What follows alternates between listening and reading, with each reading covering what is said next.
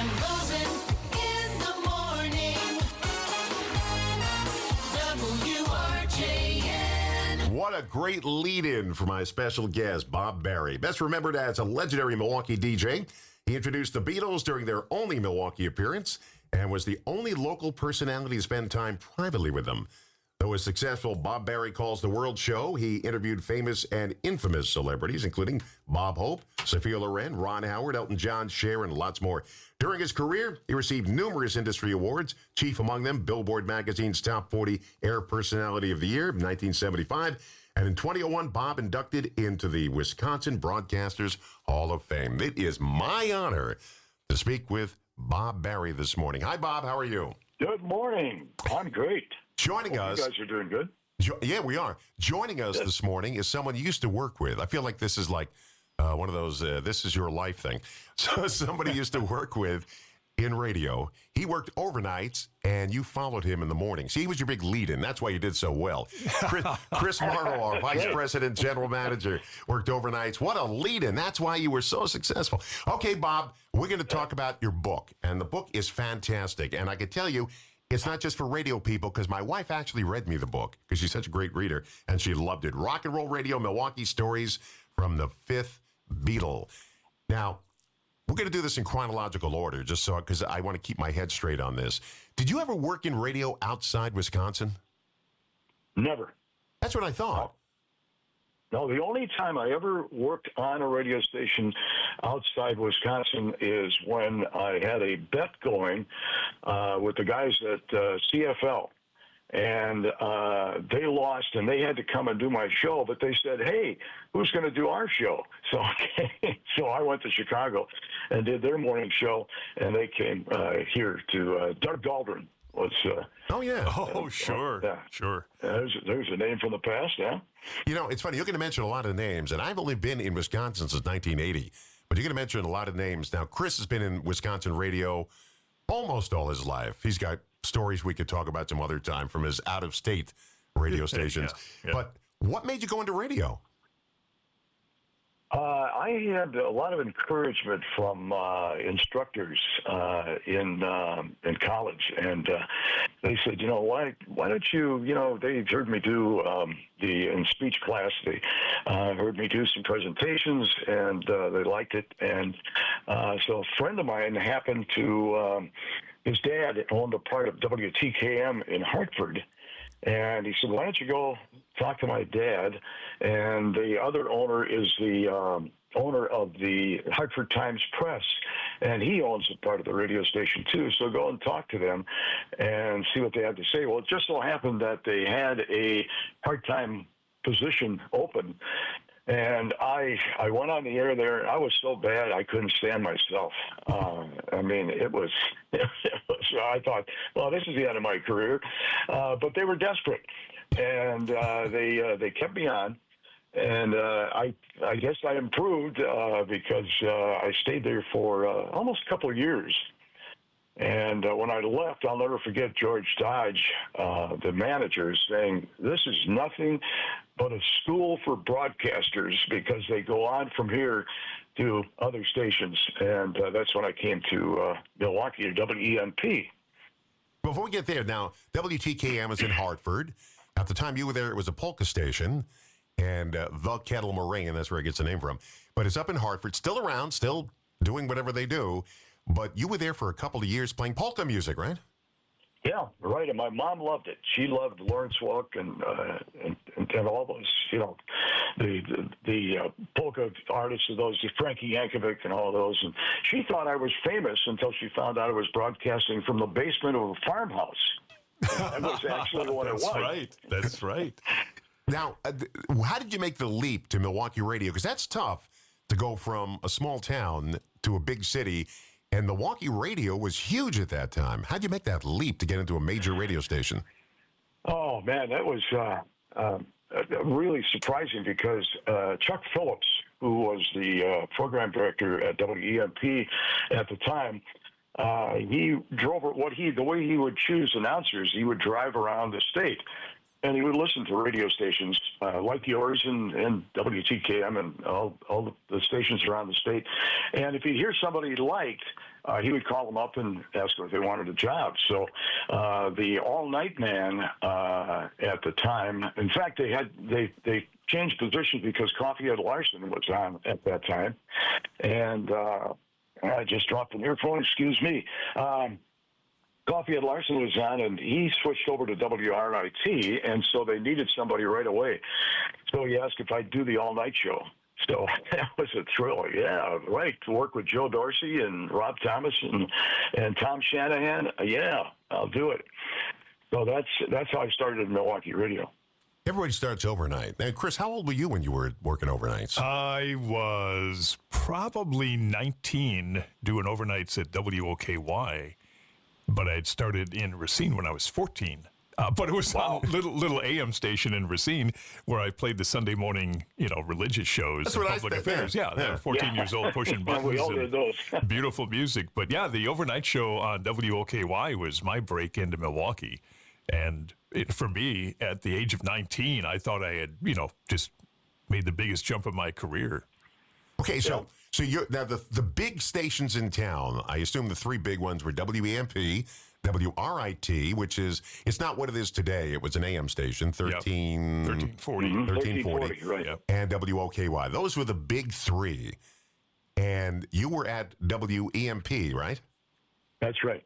Okay, so describe the life at WEMP at that time, because that is, what was EMP, 1290? 1250. 1250 WEMP.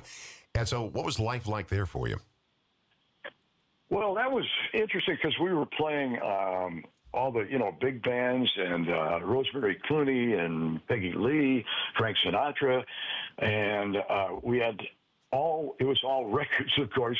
I know this is going to be hard for some of the younger people to understand, but there were 45s, 78s, and 33 and a third. So we would stack these, and you'd stack them in the music library, and you'd bring them into the studio.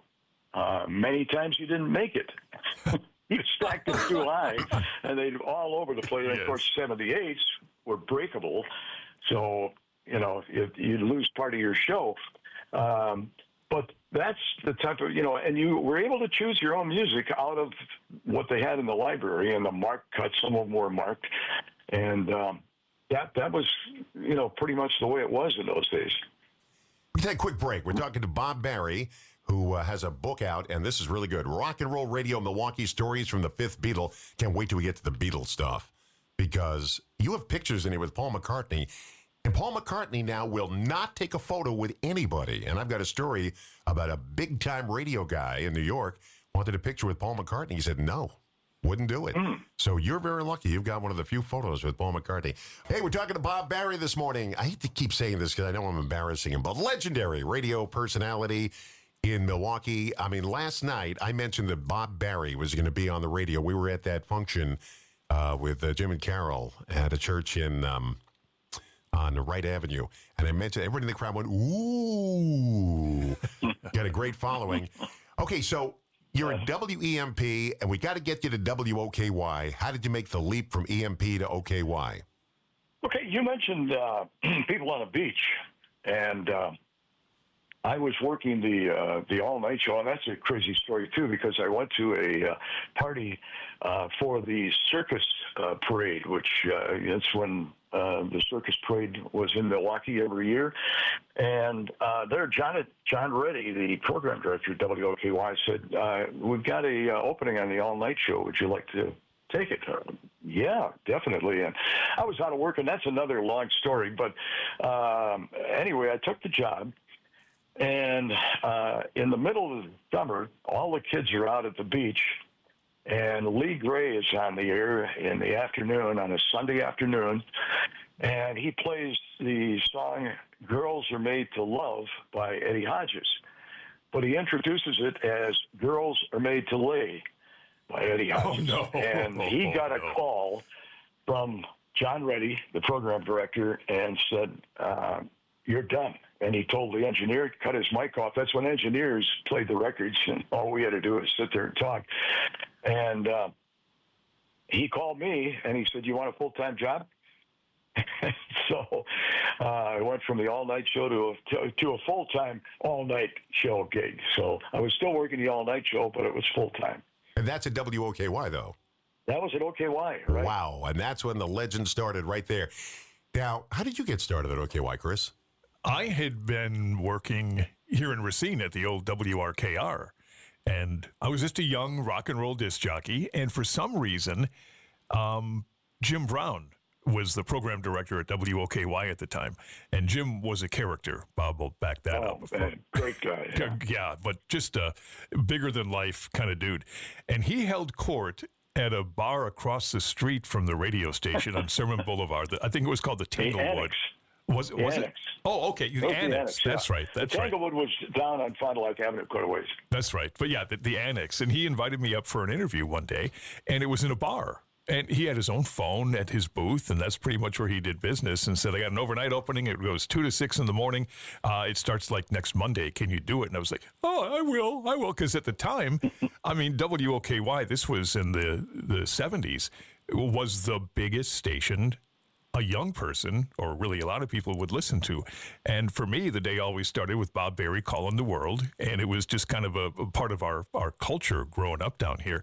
So when I got that overnight job at WOKY, I thought it was the peak of my career at 19, and maybe it was because moved around a lot after that. But yeah, that's how I made the jump from playing the hits at WRKR to going to Milwaukee, thinking it was the big time. From mowing the lawn? Did you work with George Wilson also, Chris? George, he was the general manager at the time. Okay. I think he was the general manager. I was so far down the pecking order. I came in at 1:30 in the morning and left at 6:05 when you got there. So it was pretty much a sheltered existence in those studios on Sherman Boulevard. Hey, Bob, how did you make the jump from overnights to mornings? I worked several shifts after the all-night show. And the big move was in '64 when Bill Taylor was doing the 7 to 11, I think it was, or it may have been 8 to midnight. I don't remember. But he did voices, and he was really clever. He was good. And the manager said, or the program director said, "Look, Bill, you're really good, but you got to control what you're doing with these voice tracks." And Bill got ticked off, and he said, "I'm not going to do it." So they took Bill out of that shift, put him on the all-night show, and they put me on the 7 to 11, and that's when the Beatles hit. And so I started playing almost all Beatles, and that's how I got the gig doing the Beatles concert. Now, every city had one DJ and one radio station that was Beatlemania. In New York, it was WABC, Yeah. and they laid claim immediately to we're the official Beatle radio station. And there were other stations in town that wanted to try to worm their way into that. But when the Beatles came to town, that's the station they chose, WABC. Were all the stations vying to be the Beatles station here in town? No, WRIT was more like the Rolling Stone. If you ask Eddie Doucette, he'll tell you that the Beatles, they were for girls, the teeny bopper girls. And the Rolling Stones, they were a man's group, So they did not, they played them. They were forced to, they had to play them. In fact, when a new Beatle record would come in, they would bring it over to us and say, "Now, look, we're going to give you this new Beatle record, but I don't want you to play it until we get over to WRIT and give them the record. So we'll call you as soon as we get to RIT."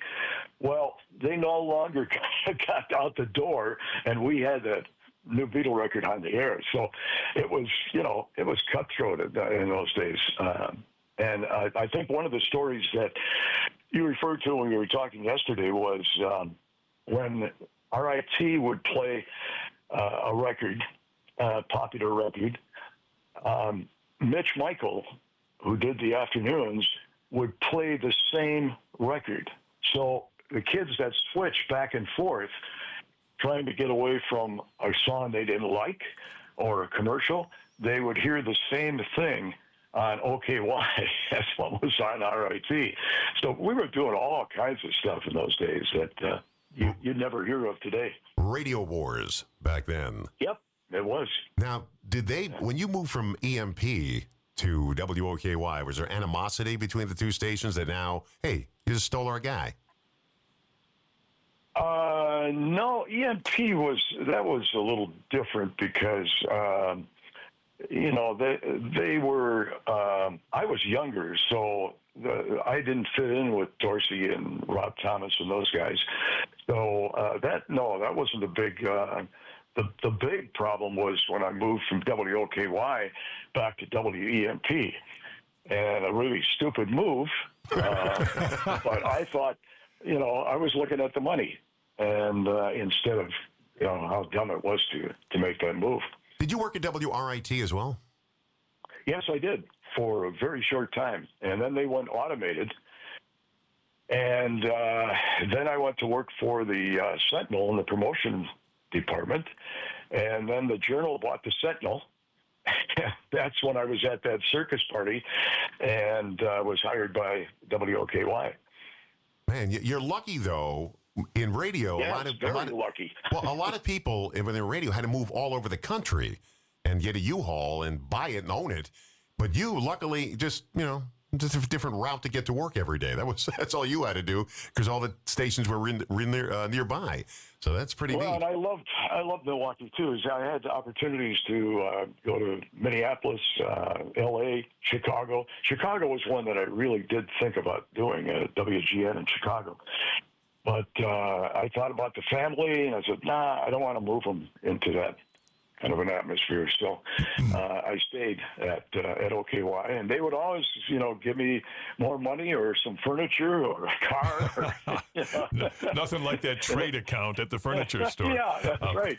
So, Bob, when we come back after the news, I've always wondered what made you start Bob Barry Calls the World? Because to this day, I remember the interviews, the phone calls, the people you talked to.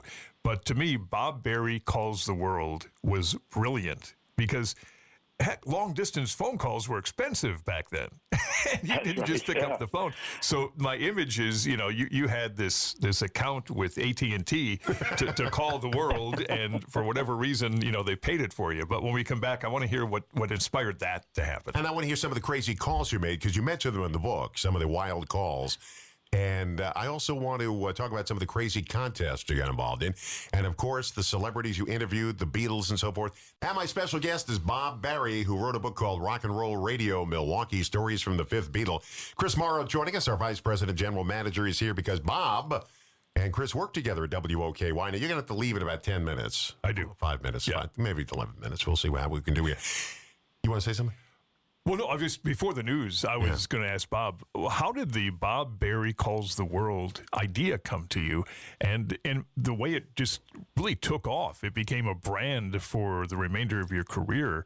What was the catalyst for that? And how did it start? And I guess, and Don's got these questions, I'm sure. What was the weirdest, what was the best interview you did when you were calling the world back in the day? Well, the way that Calls the World started, I was on the air from noon to 3 at the time, and I was bored. I said, this is an awful shift, and so I got to do something here. So I said, what would happen if we called the White House and asked for the president? So that's what I did, and I got a runaround that you wouldn't believe. I mean, from one department to another. Nowadays, they just hang up on you, I'm sure. Right. But and people loved it. I said, maybe I got something here. So then I called a pizza place in Italy. I ordered a pizza. And that was a funny bit. The guy was, broken English, and it was very funny. So when I got onto the morning show, I decided, hey, I'll keep this going. So that's how it started. But the fun thing was, though, it became such a brand for so long. It was kind of set on Bob Barry calls the world. It just took off as such a big deal. To this day, I remember some of those phone calls, and I remember hearing about the White House call. I didn't hear it actually myself, but I remember hearing about it and thought it was one of the funniest things he could have done. I'm sorry, you cut out there. Which one were you talking about? The White House call. I mean, that you had to be okay. brave to make. Can you imagine today? Not only probably getting hung up on, but having visitors at your front door. Yeah. Just for calling the White House with a prank, they'd be after you. Well, I got away with calling. These were live. Yeah. I didn't say you're on the air or anything. I mean, these were just, and of course the FCC finally cracked down on people doing that. Yeah. But I was calling all over the world. The Prime Minister of Australia, woke him up at 3:00 in the morning, and stuff like that you no way could you get away with today. I would call plants during the pollution scare in the 70s. I would call Alice Chalmers and say, hey, there's cars outside with dirt all over them from your plant. What's going on? And, oh, man, they really got upset because they were on live radio trying to answer that question. So, it was stuff like that Well, I did. I worked at WOKY, but I didn't work in the fun days. I worked in the mundane days of WOKY. They were music of your life. And it was Yeah. and you couldn't really do much but intro and outro the songs and so forth. But you also worked there with a gentleman who worked here for 20 years. He just recently passed away about a month or so ago, Ron Richards. You worked with. Oh, one of the nicest guys. Yeah. He was a rebel, though. I mean, a lot of the stuff he didn't like to play that we were playing, and so he'd tell the program director. So he was, but he was a neat guy, nice guy. You have to go? I got to tell you just one more story about calling. One morning I called. This was when you had to answer your phone. I listened to Fun Lovin' WOKY, and I called WISN switchboard. And the girl, the receptionist answered. She said WISN, and I said, "Oh, gee, I'm sorry. If you would have said I listened to Fun Lovin' WOKY, you would have won $3,420." He said, "Oh, no," she said, "and I listen to you all the time." But of course, she said, "I'm at the switchboard, so I can't listen at the switchboard. You understand that, right?" I said, "Yeah, I understand that." Luckily, she didn't get fired, but that's the kind of thing that you guys couldn't do today. Right. But I did it in those days. That was probably John Hinkle's first heart attack over at WISN. Hey, wait a second. We got a phone here. Let's try it.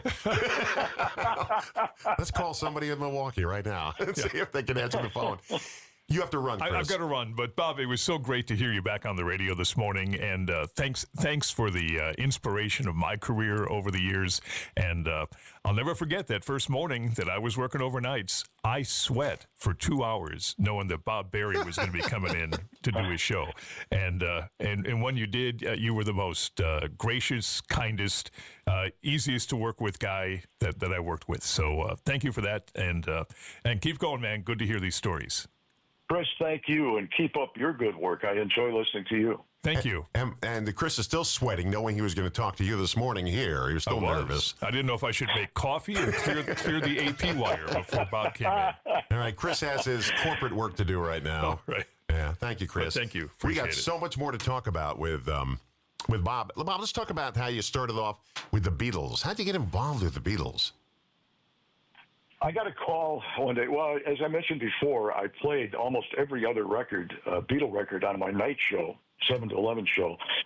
And so I had they gave me the name Beatle Bob and the fifth Beatle and all that stuff. Well, the fifth Beatle came later, but Beatle Bob. And the promoter of the Midwest Beatle concerts called me, and he said, "We want you to MC the Beatle concert on September 4th." And I said, because I had been paid by, the Rolling Stones and the Herman's Hermits and, all the rest of the groups that were coming through, Freddie and the Dreamers. I've been paid $250 for doing those concerts. So I said, what does it pay? And he said, well, we're not paying any of our MCs. And I said, well, I think I'll take a pass. And I hung up, and the music director, Arlene Quire, said, what was that all about? And I told her, and she said, you got to be kidding. She said, look at this. And she opened Cashbox and Billboard magazine, and Beatles were all over it, appearing in Europe, and they were the biggest thing. And I said, well, okay. She says, call them back and tell them you do it. So I did. And that was close because they had already hired Eddie Doucette to do it over at RIT. And they had to call Eddie back and tell him that he would do the warm-up, he would introduce the warm-up acts and then introduce me. Can you imagine a guy from RIT introducing somebody from OKY? And then I would introduce the Beatles. So that's how that happened. So that had to be that had to be a giant thing on your head.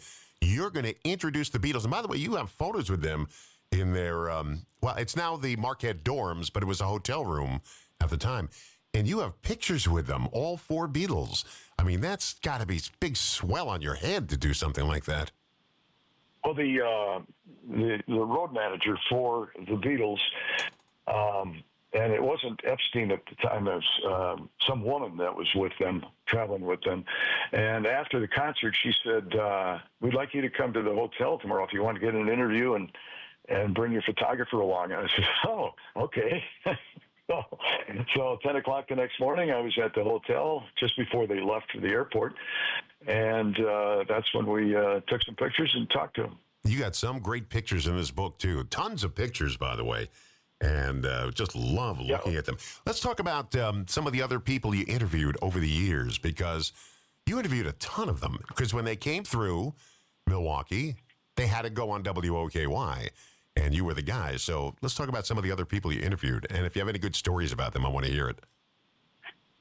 Well, I don't know where to start because there's so many stories that, there was they're really nice people. Les Paul, Elton John, Ron Howard, Jamie Farr, Johnny Cash, Hank Aaron, Sophia Loren, Dolly Parton. Yeah, but back up. Just super nice people. How did you where does Sophia Loren fit in with all this?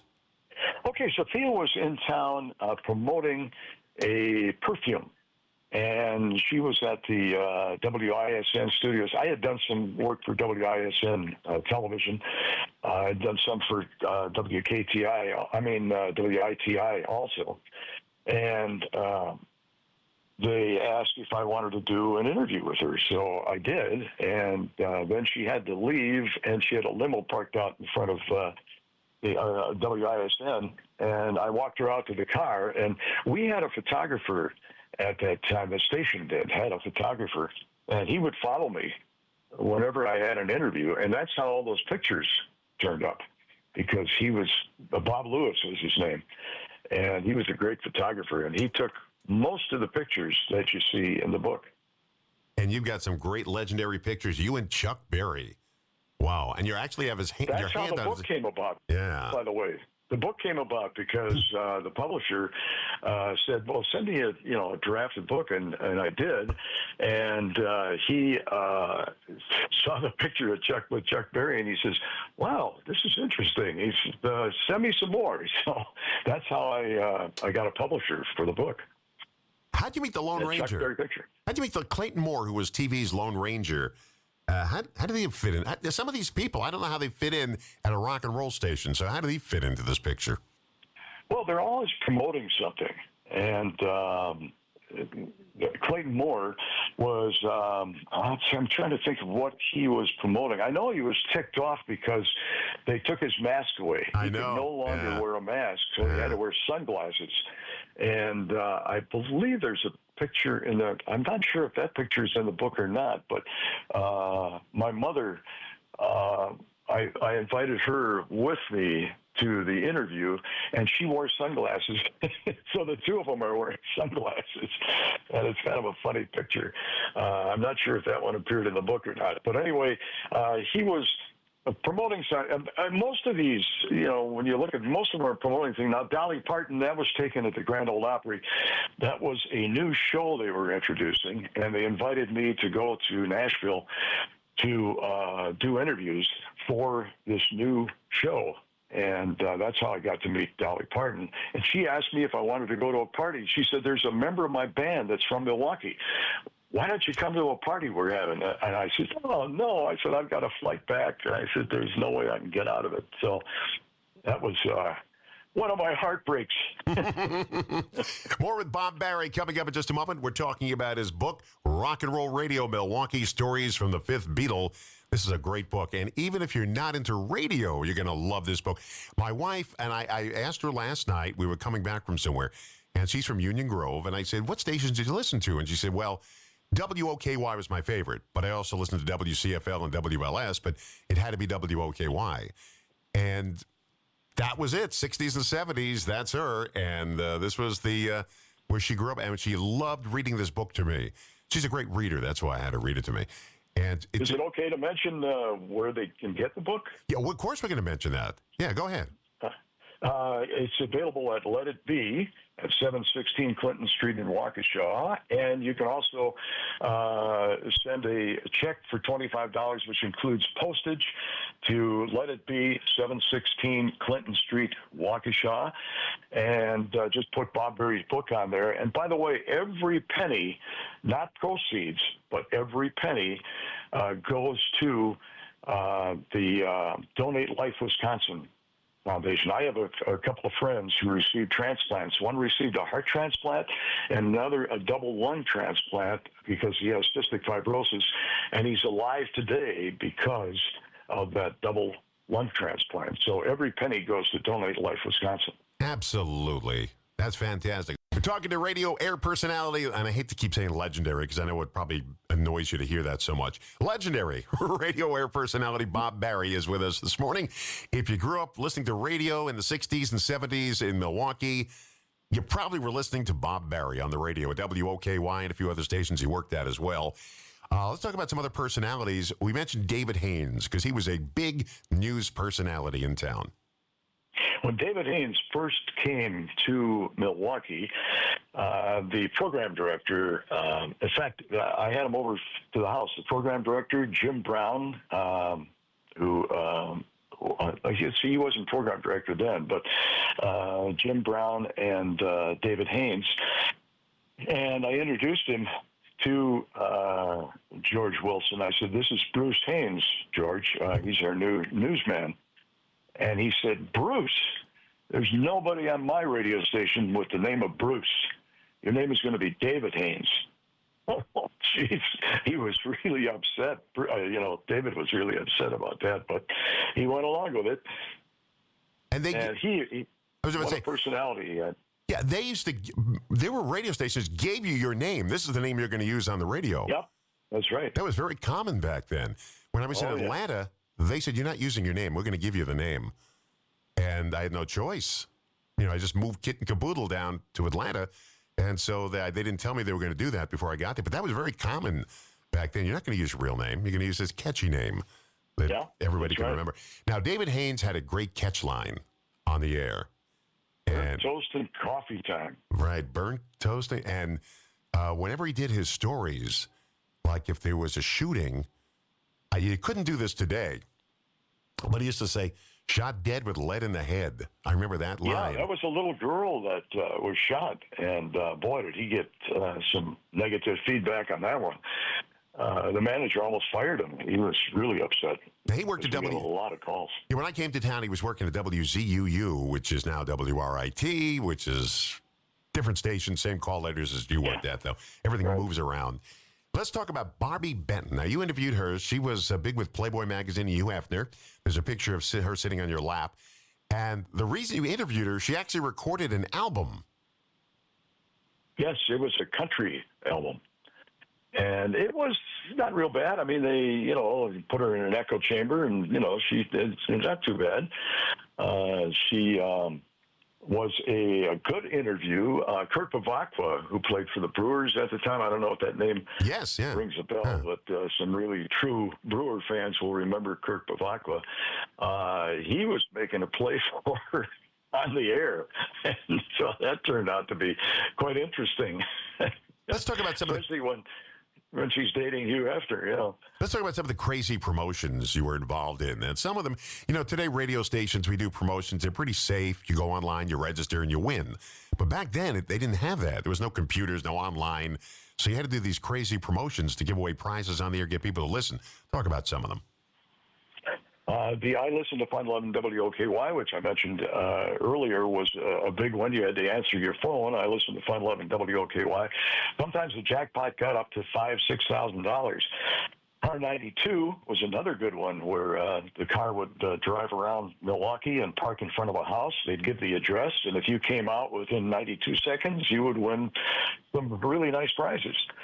We brought live wolves into the studio one time. We had trips to Las Vegas on a Valentine contest where you made the best Valentine. The winner was a school teacher, art teacher, who had her class design the Valentines, and she took the best one and entered it in the contest and won this trip to Vegas to meet Wayne Newton and some of the other stars in Vegas at the time. And the 95-minute trip was great. Yeah, talk about that one. That was good. That's a good one, yeah. Yeah, that was a good one. That was when I was with WZTR, the oldies station. And we would call and just open the phone book, and at random, we'd call and we'd say, hey, Don Rosen, we got a trip for you to go to Las Vegas this weekend. And you got to be kidding. And say, no, turn your radio on to 95.7, and then you'll hear us on the air. Oh my God, you know. So he says, you want to go? Yeah, I want to go. Well, you have to be to the airport in 95 minutes. And that's the only catch. And we'll make sure that we'll call your boss. We'll do whatever we have to do to help you to get there. Some would have to turn it down, but others, one was a minister, and he had to get another minister to take his place. But they made it in 95 minutes, believe it or not. And, of course, you couldn't do that today because you can't arrive at the airport at the last second anymore. So that wouldn't work. That's right. So when did you decide enough is enough and you didn't want to do radio anymore? I think when it got to be so complicated, you had not only one program director, but you had a national program director. You had the companies that owned 300 radio stations, and they kept on adding. And it wasn't the hometown feel anymore. You guys sound great. I mean, this is what radio should be, what you're doing. But at that time, for me, it was not the same anymore. How did you feel when you finally said it? That's it. I felt good because I just felt this was a time to hang it up. Now, of course, I didn't quit completely. I mean, I've been doing all kinds of stuff. I'm still doing some commercials, and I'm on the board of the Milwaukee Braves Association. I'm writing a children's book now. Oh, really? Okay. I have a podcast, and let me talk about that Let me talk about that. The Wisconsin Broadcasters Association, in their audio museum, all your podcasts are there, so people can listen to them all the time. Yes, you can hear me. You can hear Cher hanging up on me. Yeah. Oh, oh, wow. That's when I asked her about her marriage to Greg Allman. Click. And I said, "Geez, you haven't been married that long. What happened?" She says, "I don't know." "You don't know what happened?" "No." She says, "It's none of your damn business." Well, she was honest. Yeah. She was honest. It was none of your business, absolutely. Now, the book, let me go over it again where you can get the book. It's called Rock and Roll Radio Milwaukee, Stories from the Fifth Beatle. And it's a great book, great reading, tons of photographs in there. And if you grew up with radio in Milwaukee, you've got to read this book. Even if you didn't, you got to read this book. It's such a good book. How can we get it again? Well, it's available at Let It Be. And by the way, if you haven't seen Let It Be, what a fantastic place. It's got a Cavern Club, which is a replica of the Cavern Club in Liverpool, England. He's got bands there like this coming Saturday. He's got a Beatles tribute with the Taxmen. They are fantastic. And they're the age that the Beatles were when they started out. So it's really a lot of fun. And you just go to Let It Be Limited, and you'll see all the information. So you can just say Bob Berry's book at Let It Be, 716 Clinton Street, Waukesha, Wisconsin.